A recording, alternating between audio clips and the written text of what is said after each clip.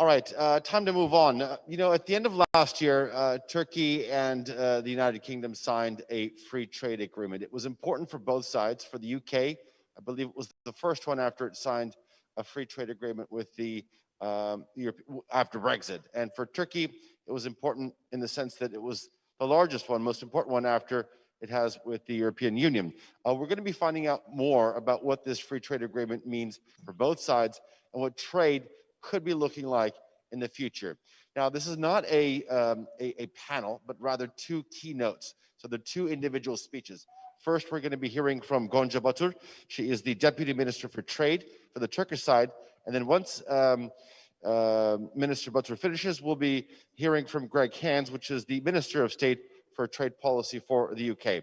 But first, let's hear from Gonca Batur, Deputy Minister for Trade for Turkey. Efendim duyuyor musunuz? Söz sizde.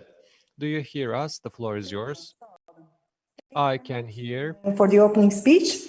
Dear Mr. Chairman, dear Mr. State Minister Greg Hands, distinguished participants, it's a pleasure for me to join such an esteemed group of participants of the business communities. And I would like to thank the International Cooperation Platform and Bosphorus Summit for hosting this event. I believe that the main theme of the summit, living in era of uncertain times, is right on the target and very important right now. Indeed, we face many challenges, and these challenges require global responses and stronger international cooperation. In particular, we appreciate the organization of this session about bilateral relations between Turkey and the UK, especially in the post-Brexit period. It's now time for us to move beyond Brexit and aim to develop new ideas, new business opportunities, new tools for actualizing, of course, the potentials of our countries. So we appreciate a lot. As we all have witnessed, we have been going through extraordinary times due to the pandemic. Business activities slowed down significantly. And the figures indicate that the world economy contracted by around 4.4% in 2020, which corresponds to the largest decline, I believe, since the World War II. However, as the vaccination rolls out, the world economy is expected to begin its recovery this year. It's expected to recover with over 5% growth in 2021. And these figures are based on IMF analysis. As for the Turkish economy registered an average growth of 5.4% on average between 2002 to 2019. Within this period, our exports increased from $36 billion to $169.5 billion in 2020. In a similar manner, of course, the number of exporters also increased from 33,000 to almost 90,000, increasing by 2.7 folds. Currently, we are the 7th biggest economy in Europe, and this remarkable performance over the last 2 decades is the evidence of the fact that Turkey can do and will do more. While we confronted the COVID-19 pandemic with such a resilient economy at the beginning of 2020, of course, the pandemic has impacted us as well as the rest of the world. In the course of 2020, we aimed to keep the business environment alive as well as support our business people, our people, to quickly adapt to the new conditions since the beginning of the outbreak. Thanks to such measures, we started to witness a strong recovery by the last months of 2020. The Turkish economy grew by 6.3% in the third quarter of 2020 and 5.9% in the last quarter. Manufacturing production increased by about 10% in the last quarter, and we are one of the very few countries which registered growth in 2020. It reached 1.8%, a moderate but a promising rate, I believe. Similarly, despite significant economic downturns in our major export markets, such as the EU, in the last quarter of 2020, despite, as I said, an economic contraction of 4.8%, minus 4.8% in EU, our quarterly exports exceeded $50 billion for the first time, with a 6.6% annual growth rate. So we are determined to maintain the positive momentum in our trade, which started in the last 2 quarters of last year. Despite the cumulative increase of 1.8% in 2020,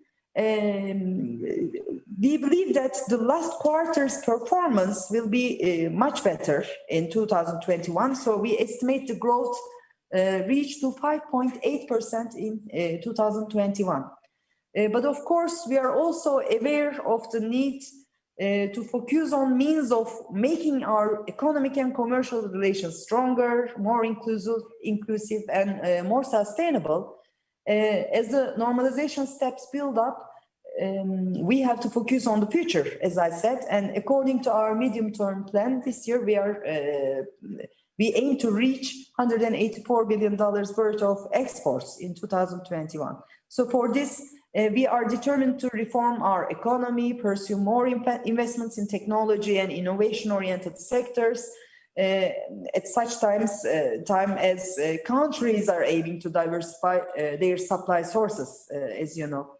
So in terms of global supply and value chains, we are open to strategic dialogue and partnership, particularly with certain partners, especially the UK. Therefore, we have very much welcomed the conclusion of our free trade agreement.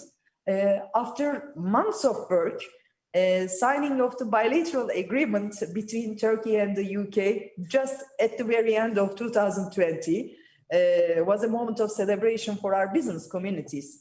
It has eliminated a major uncertainty for our businesses in terms of future of our trade relations.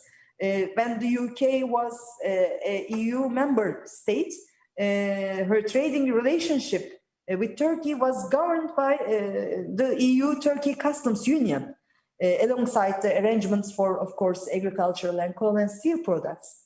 Through our bilateral agreement, this arrangement has been transitioned into a traditional and bilateral free trade agreement. As such, it has converted the customs union relationship into a bilateral basis, which has the potential to be more fruitful in the coming periods. The agreement, I have to say, that has enabled us to avoid the loss of a trade flow of more than $2.5 billion between our countries. So traditionally, Turkey and the UK have always been important business partners. Last year, despite a very unique climate of uncertainties created by the coronavirus and the Brexit, the trade volume between our countries was more than $16 billion. There has not been a major decrease in our trade figures in year 2020, and the UK was our second country in exports, in our exports in 2020 with $11.2 billion. And our imports from the UK were registered as $5.6 billion in 2020. So if we look at the first 2 months of this year, we see that both countries are increasing their exports. They are still moderate, 3%, 3.3%, around 3% for both our countries. But it's a promising indicator for the business communities to move forward. So we believe that the free trade agreement is a very important tool to further improve our relations. Tariff-free trading arrangements that will be provided by the agreement will support our trading relationship. For Turkey, the deal, of course, will certainly help our leading export industries like clothing and textile, automotive and household goods, among, of course, very others, to maintain their position in the UK market. We believe that from an economic perspective, securing this deal highly benefits British companies as well. There are many reasons for that.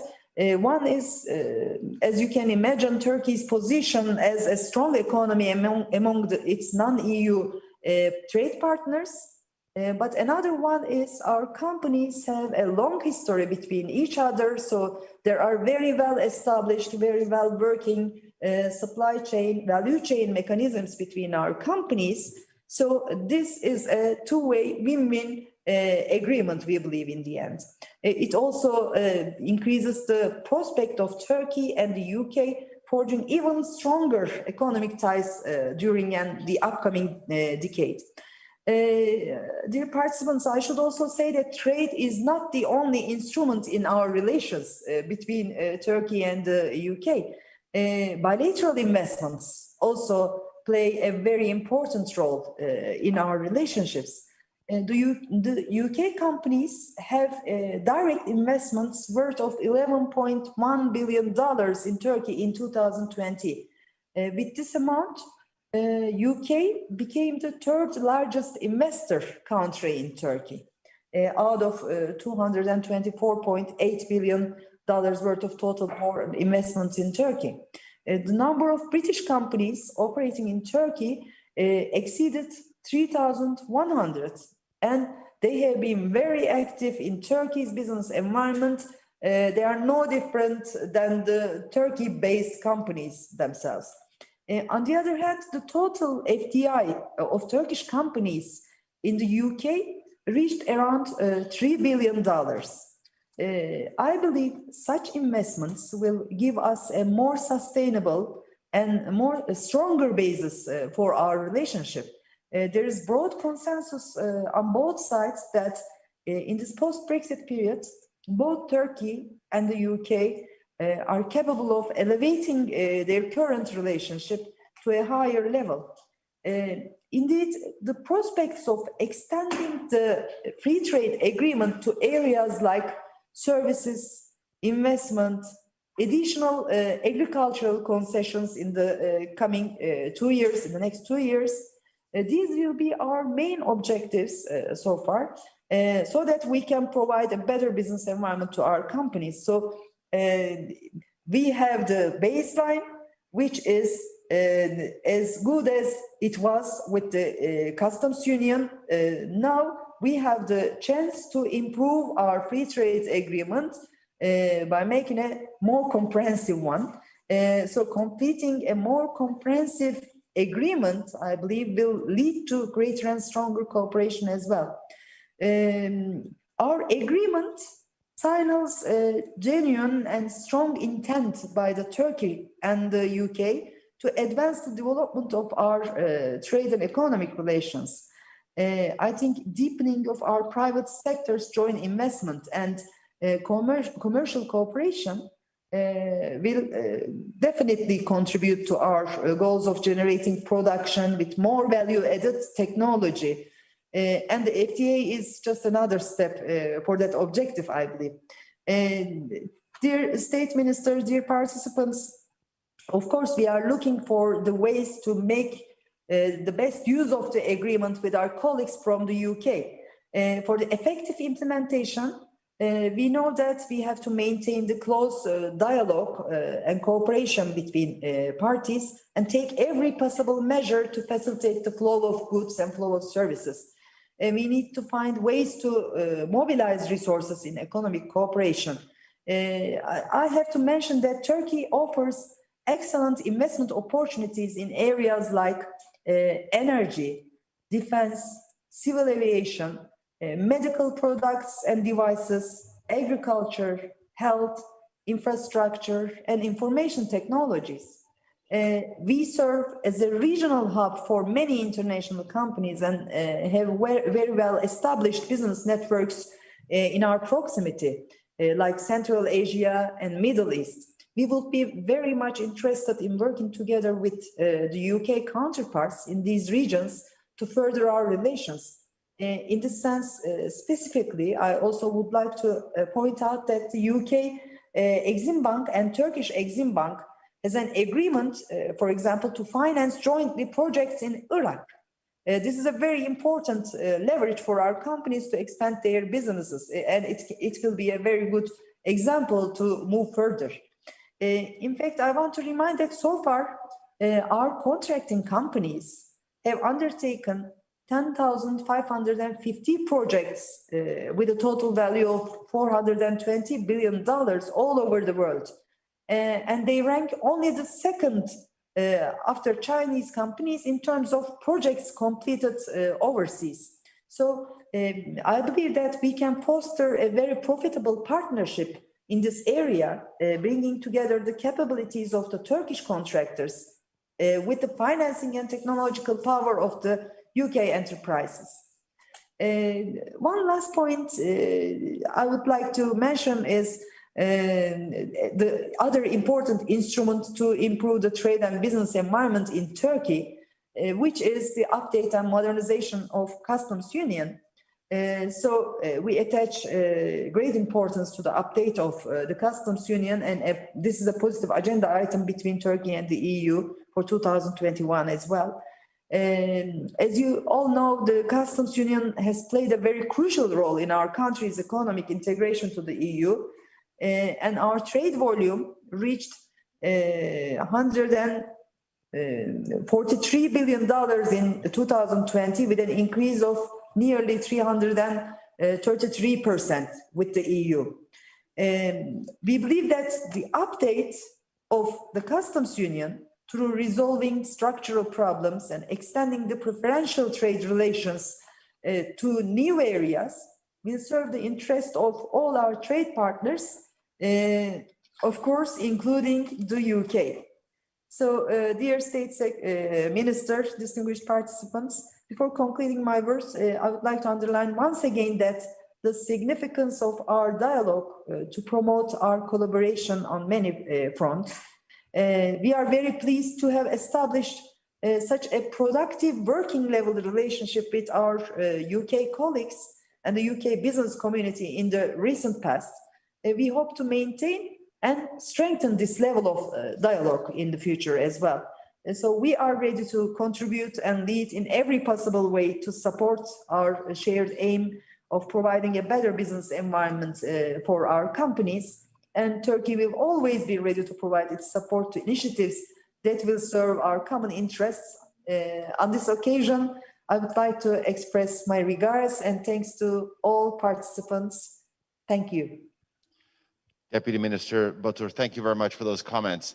I'd like to move on to Greg Hans, UK Minister of State for Trade Policy. Mr. Hans, thank you very much for your patience. I know you've been standing by for us. The microphone is yours, sir.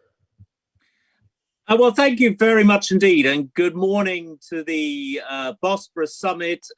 Günaydın Boğaziçi Zirvesi. And as you can see, I'm obviously not on the Bosporus this morning.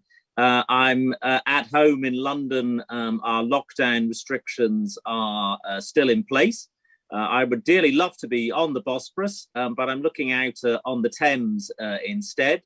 But thinking about our excellent UK-Turkey trade and commercial relationship. I first came to Turkey in 1988 as a student and studied the language under Dr. Mehmet Kunt at Cambridge University. Yeah, so I've got a very long-standing connection with the country and have been as trade minister a couple of times as well. I'm not quite as well connected as our Prime Minister, Boris Johnson, who of course is part Turkish as well. So we have impeccable credentials here in the UK government for our connections with Turkey. But look, it's a great pleasure to join you today as we look ahead to this new era of Turkey-UK trade relations. And I'm absolutely delighted to be here with Deputy Minister Gonya Yilmaz Batur, who we've just heard from, setting out the ways in which I think the UK and Turkey can take our trading relationship to new heights in the coming years, and look ahead to negotiating a new and even more comprehensive free trade agreement in the not too distant future that the Deputy Minister has just talked about. First, just a few words from me on the UK-Turkey Continuity Free Trade Agreement, which we signed in December. It was later than perhaps we would have liked, but that was due to inevitably not doing the deal with the European Union until the 24th of December. But it was fantastic. We knew that the strong willingness of both sides, the UK and Turkey, to do the deal was always there. And it was fantastic to get it done. And huge plaudits, I think, go to all of our officials, both in Turkey and UK, for supporting us ministers in getting it over the line.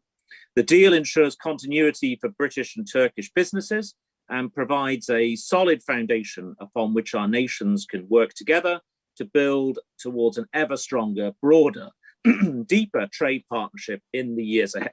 The successful conclusion of the trade agreement was driven by the attention and dedication over a period of several years from ministers on both sides, culminating in the signing of the agreement and avoiding any cliff edge at the end of 2020. The two sides worked closely together, focused on the common aim of ensuring our strong trading relations could continue once the UK was no longer party to the EU's agreements with Turkey. Obviously, by definition, that was the problem we were trying to solve. The agreement replicates as far as possible the effects of the arrangements in the EU-Turkey customs union and preferential EU-Turkey agreements on coal, steel, and agriculture. We have transferred these into bilateral trade agreements between the UK and Turkey. By bringing together the provisions of a number of distinct EU-Turkey arrangements into one modernized UK-Turkey free trade agreement, we've created actually a simpler instrument that better reflects our modern trading practices and is easier to understand for our businesses. This agreement underscores a trade relationship which my ministerial colleague just mentioned, even during the global pandemic period, is worth £16.6 billion, making Turkey our 18th largest partner, while the UK is Turkey's second largest export market, as we heard earlier. Britain is a significant global investor into Turkey, and the UK stock of FDI in Turkey totaled £3.4 billion sterling. Firms like Vodafone are long established in your market, and new investors such as Bupa, Dyson, and YouGov have been arriving on the scene as well.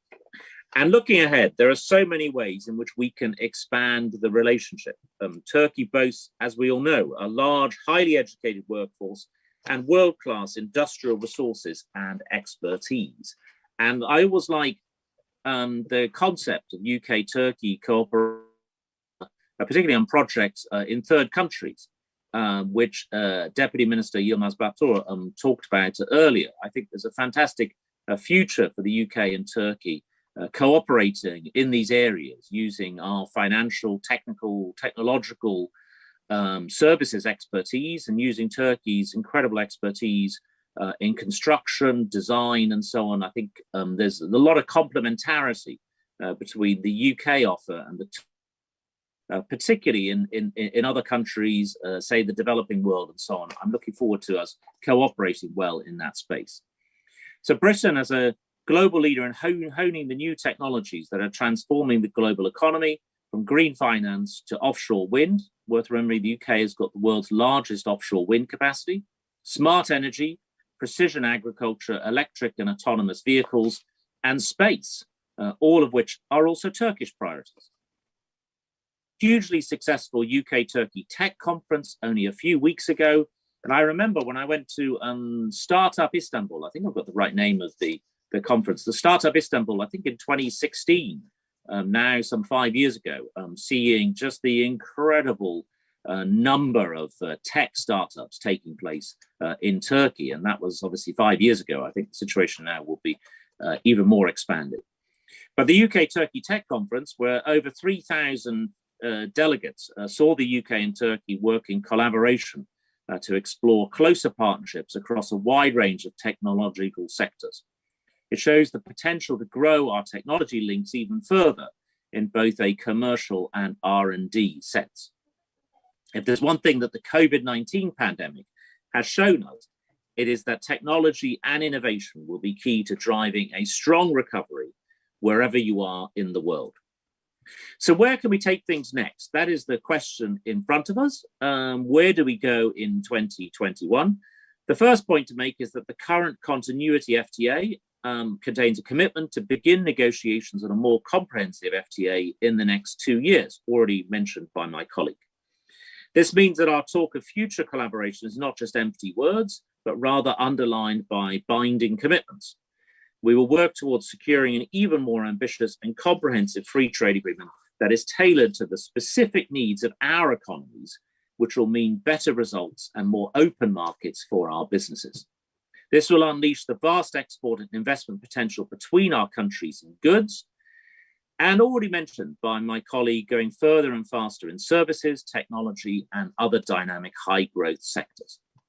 We have both said before how crucial this will be to ensure that both countries get the maximum value from our work together, and further liberalization can only thing.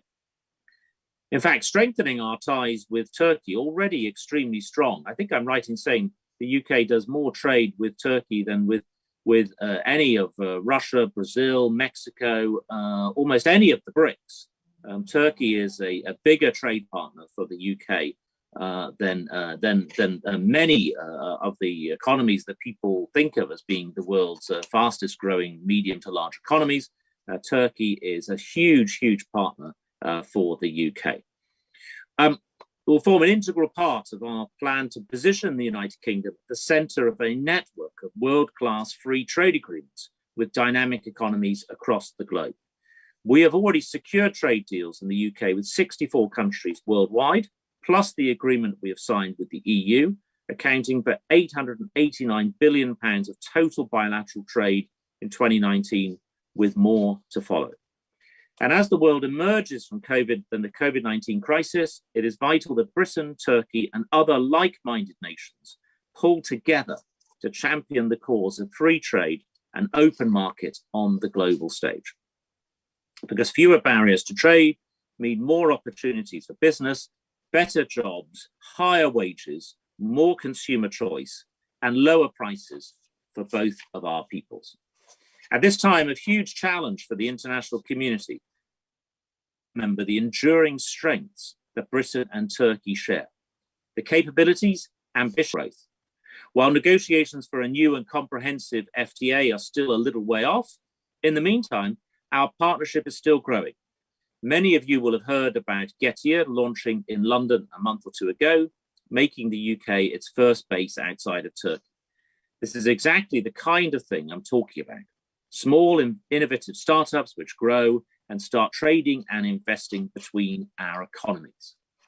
This complements more established Turkish brands in the UK, such as Beko, although I remember actually in 2017 opening Arçelik's, our new R&D centre in Cambridge. So longer, well-established Turkish companies are also right on the edge when it comes to technology and R&D as well. And a wide range of other firms engaged across different sectors from food to pharma succeed in the UK market as well. The trade and investment ties we share are as varied as they are vibrant, but as we know that together, our nations can achieve so much more. The UK Department for International Trade works to facilitate as much trade as possible, opening markets and partnering exporters, importers, and investors to make the most of opportunities that are available. The Export Growth Plan we launched earlier this year includes an internationalization fund, which will help small and medium-sized firms in England expand their trading operations worldwide, including with Turkey, while our world-leading UK export finance offer means no viable British export fails through lack of finance. Indeed, UK export finance limit for Turkey to be £3 billion, demonstrating the enormous importance we place in growing our trade relationship with this crucial market. So thank you very much indeed for your attention. I look forward to, with a great deal of optimism, towards deepening our ties, strengthening our agreements, and working together to meet our shared global challenges. I can only apologize for not being able to be with you in person, but I very much hope that we will be back together in person very soon to help celebrate this vital UK-Turkey connection, and looking forward to being back in Istanbul. So teşekkür ederim. İyi günler. Thank you very much, Minister Hans, and to you, Deputy Minister Gonca Batur, who is also joining us from the Minister in Ankara, Minister Building in Ankara. Thank you very much to both of you.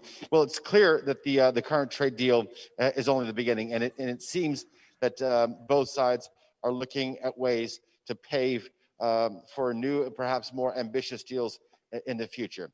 All right, I think we're a little bit ahead of schedule, which is always good. It gives us more time to sort of take a short break. Let's do that now. I think it's time to sort of, if it's worked up an appetite, we have some food for you downstairs. I think that should be starting in about 15, 20 minutes, one floor down. After a short break, this hall, Hall A, will be looking into the social effects of digitalization. In the hall next door, in Hall B, there will be our Women's Leaders Panel. Both will be starting at 2 p.m. So until then, we're free. Thank you very much. We'll see you back here at 2 p.m.